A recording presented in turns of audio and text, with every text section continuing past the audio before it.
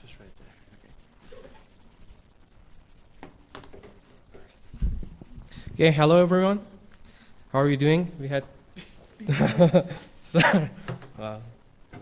biohazards. Yes, Yeah. that's right.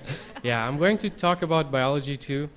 So, my name is Mohammad, and I'm an international student. I study here on my pre-dental courses. I'm passing the courses right now, and hopefully I'll get my bachelor's degree in biochemistry, which is an interesting subject. I'm sure most of you say, why is he doing that? But it's interesting, and I'm hoping that you'll feel the same by the end of this, because my kind of research it has to do with biology and all the processes behind it that do with genetics. So let's start by asking two questions. So by raise of hands, how many of you have at least taken some introductory biology course here? Okay, almost everyone. Very good. Now, here's the second question. How many of you have actually liked memorizing all of those concepts and things behind? Yeah, I don't see many hands, maybe one or two. Yeah, I guessed it. Yeah, same here. But I hope by the end of this presentation, I can change at least a little bit of your perceptions about biology. So, our project is called the SLCC Genome Annotation Project. What we do here is that, of course, while studying the introductory biology courses, we all studied about DNA. We studied about the processes of replication, transcription, translation, all of those lovely things.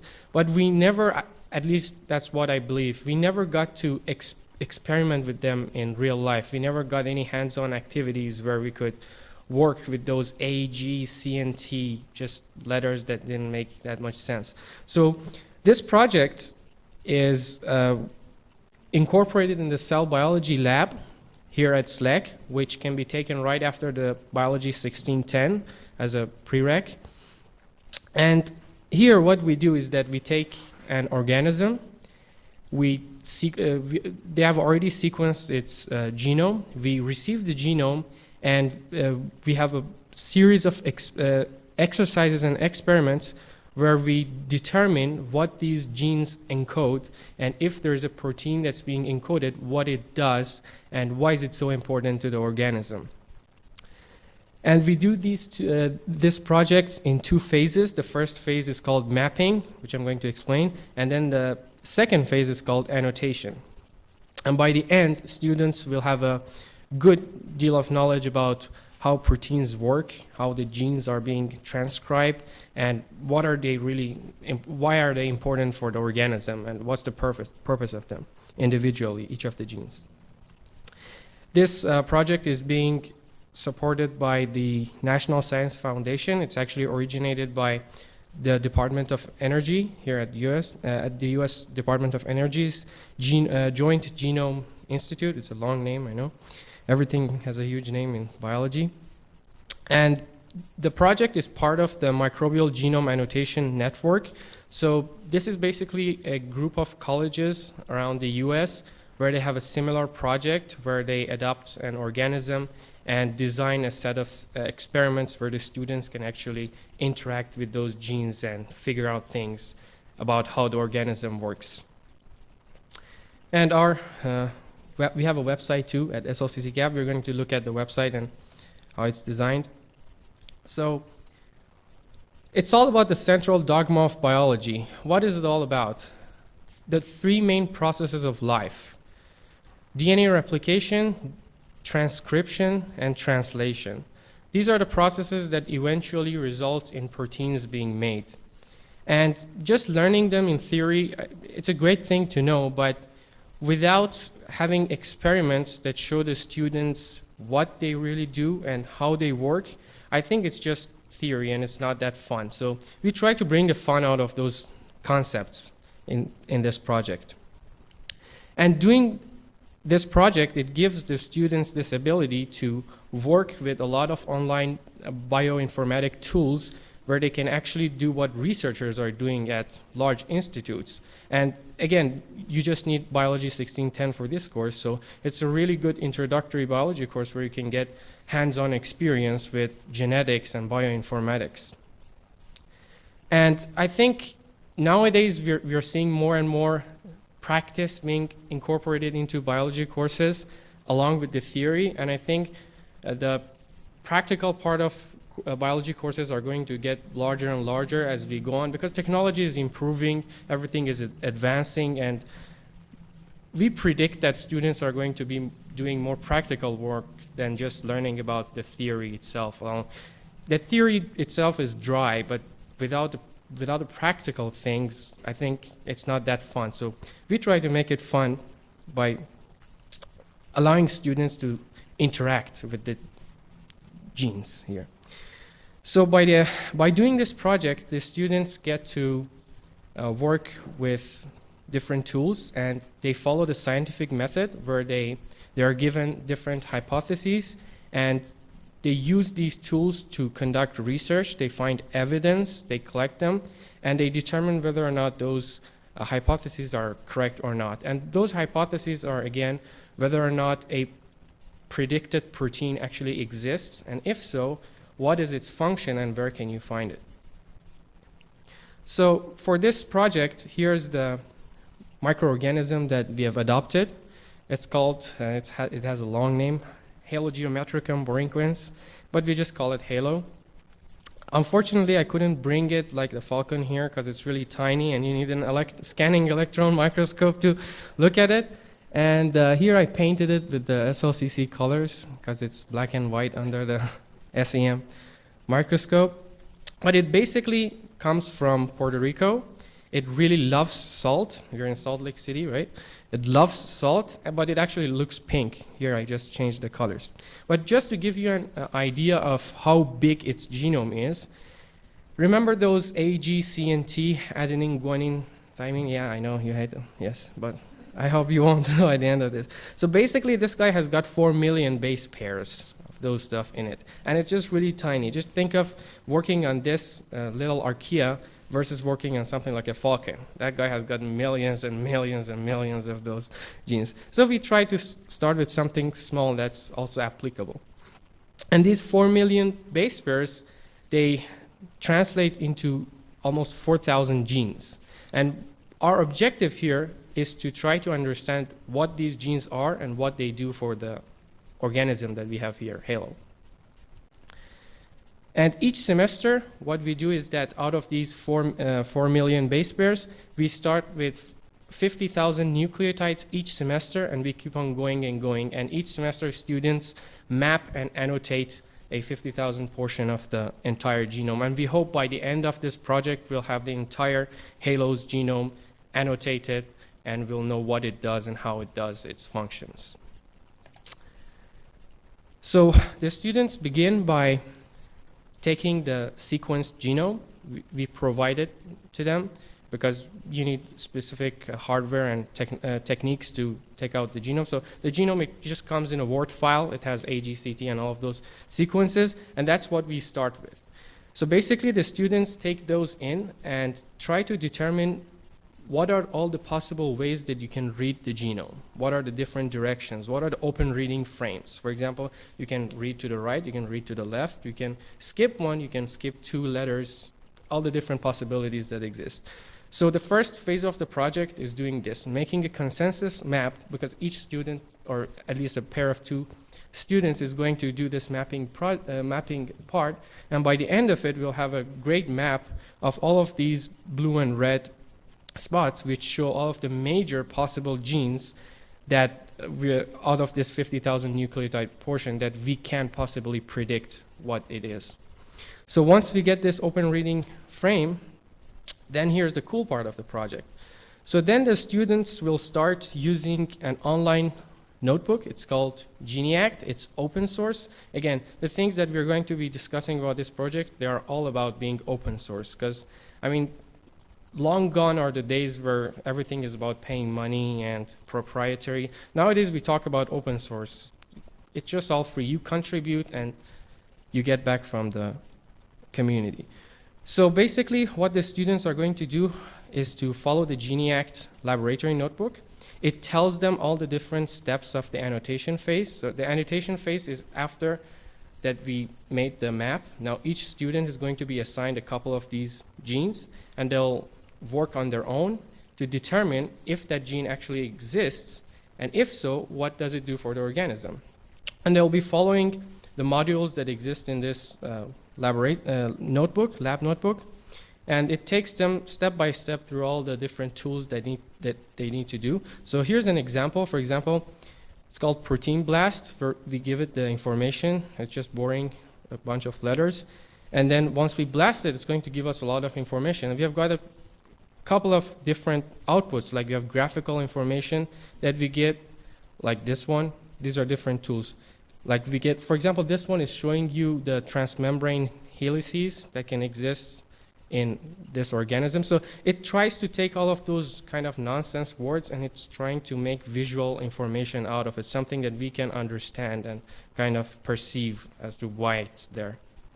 So it's really cool. We have almost, I think, more than a dozen different online tools that students can use to determine what the gene is that they're working on.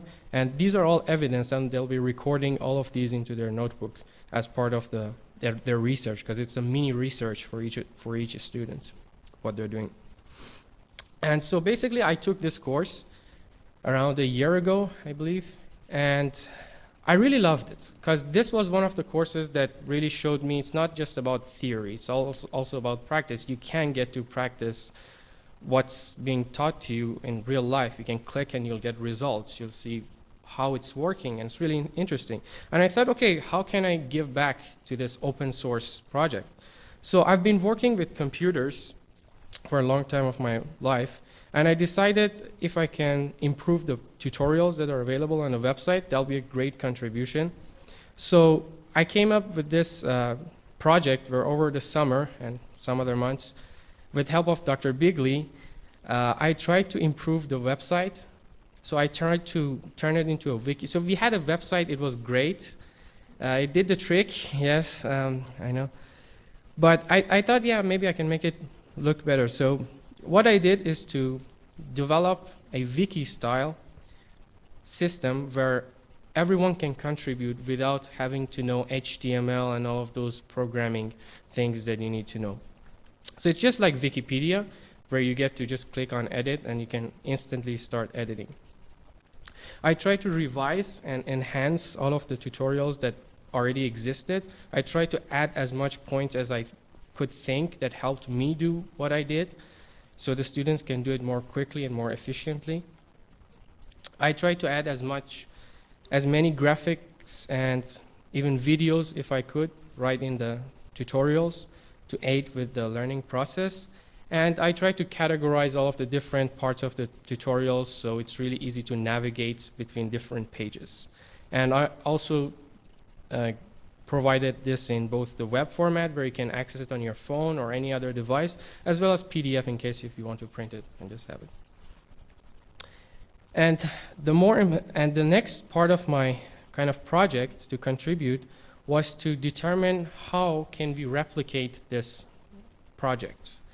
Meaning the website, the tutorials, all of these. What if some other community college is interested? And there's a great number of community colleges and other institutes that are really looking into having similar projects, but of course it's not that easy to start it. So I tried to make a medium through which they can replicate this project and do it on their own. So you can try it right now if you go to slccgap.org on your phone, tablet, laptop, I don't know, anything that you got. Yeah, it works. It changes the size, so it's built for the best user experience. And here's how it looks. So basically, we have some introduction, the main page about the project. And I give some more information about the organism itself, where it's coming from, how does it look. Is it cute or not? Yes, it is. Yeah. So, and on the right side, I try to implement this sidebar where it's available on all of the pages of the website, and it contains a lot of different links. So it contains links for different parts of tutorials, different phases of the project. It also includes links for all of the tools that the students are going to be using. So this way, wherever they are in the website, they can just click on the sidebar, which is always there, and they'll go where they want. So this saves a lot of time and makes the process a lot quicker. So this is one of the tutorial pages. This is the mapping page. So each of these tutorials are broken down into different exercises. For example, here we have exercise 1. So it's designed like this, so you don't have to do all of it in one go, so you can take a break somewhere and you know that you're not lost. So and each exercise has got a numberly ordered list where the student has to follow, okay, step 1 do this, step 2 do this, step 3 do this. And I tried including as many different graphics into the tutorials to aid with the process. I included screenshots, I labeled the screenshots, how the process has to be done, if there's a problem, how can you fix it, etc., etc. And I also try to include videos right at the end of each exercise so that if the students have any confusions about what to do, because they say a picture says 1,000 words, but I think a video says 1,000,000, so I included one at the end of each exercise. So basically, I hope that by following these improved tutorials, not only can they do this project a lot faster, but they'll learn a lot better because they spend less and less time asking questions about things that can be learned a lot easier, things that are already out there, but it's hard to reach. I just try to rearrange them so they can see it a lot better. This is the annotation phase, where again we have different exercises. I try to label as much as I can, because trust me, some of these tools, these are sophisticated, like research grade tools that the students are going to be using. Like researchers at MIT or wherever, they'll be using exactly the same tools to conduct their researches. And it's kind of challenging to understand what the tool is outputting and what the result is trying to say. So based on the information that I got from Dr. Bigley and all of the other resources on the internet, I try to conclude those pieces of information right into the graphics. So as they're looking at the output results, they can just instantly get what the software is telling them without having to have the confusions of, okay, what is this all about, et cetera, et cetera. And this is another page of the tutorials. So the students keep on going, and as they're going through this process, they keep on saving their results into the GenieAct notebook.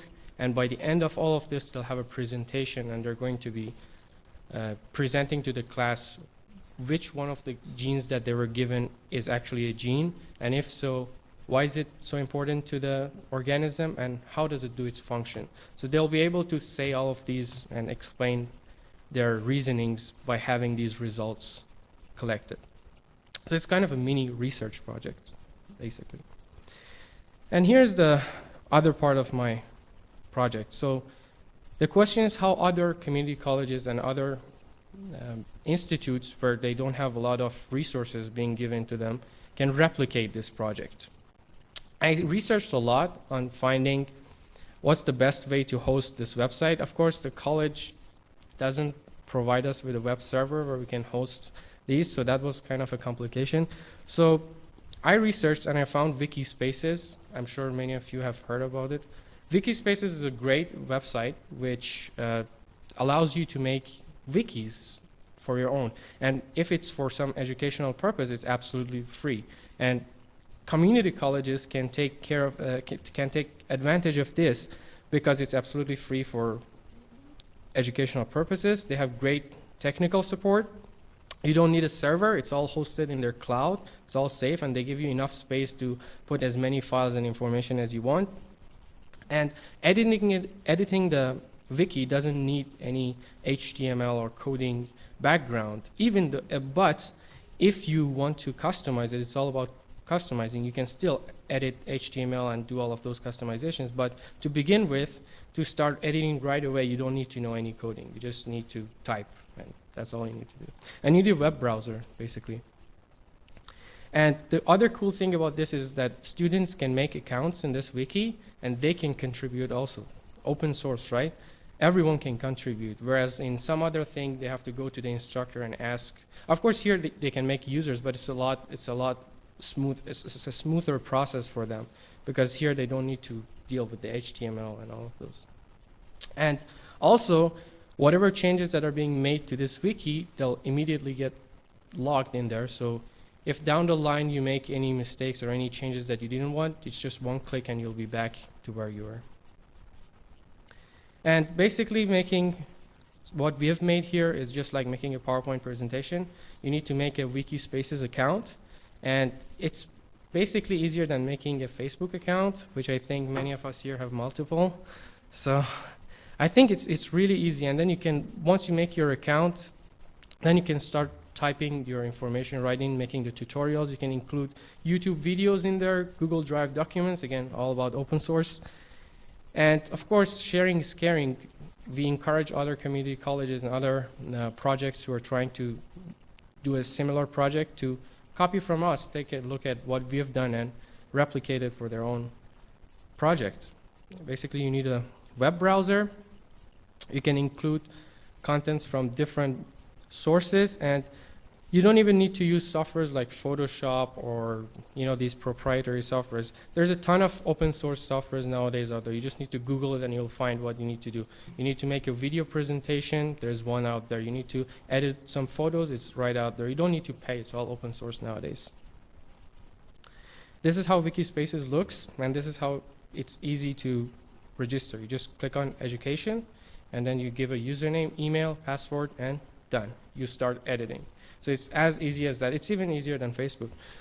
To start editing your wiki, you can make pages. You can use all of these widgets that are available to include documents, videos, anything that almost exists on the internet, you can include it in your wiki. And of course, it also shows any changes that are being made. You can instantly go back and revert those changes. So it's a great platform for such projects, such free and open source projects to develop. And again, we're here to help. If there are any questions that we can answer, we'll be more than happy to answer those questions. Me and Dr. Bigley, we're really interested to help any other institutions, community colleges that are interested in making similar projects. And I would really like to thank Dr. Bigley for his continuous support. I mean, I bothered him so much with my emails over the summer. I emailed him how to do this, how to do that, how to do this. Yeah, but he always responded immediately, and I'm really thankful to him. So, thank you. That's mine. Any questions? Yes.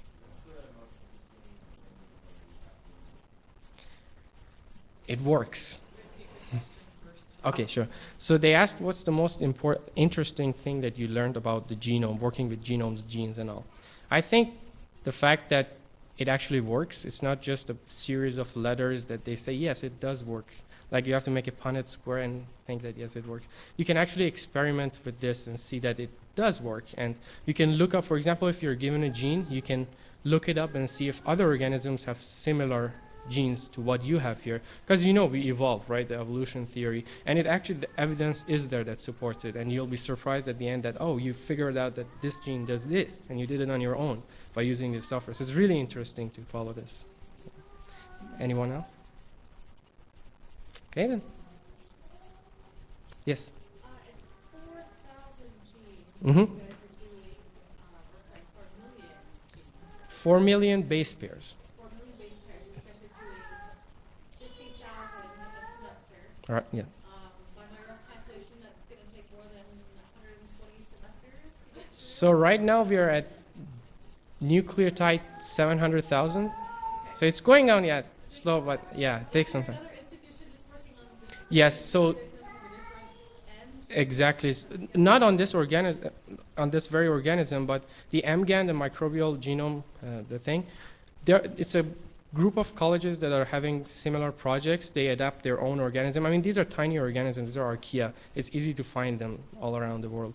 But yeah, it's just about having this experience, and it might take some time, but it's nice. So at the end, we'll have a complete collection. We did it on our own, so it's just like SLCC did this. So it's a great thing to do. Yeah, thank you. Anyone else? Okay, thank you.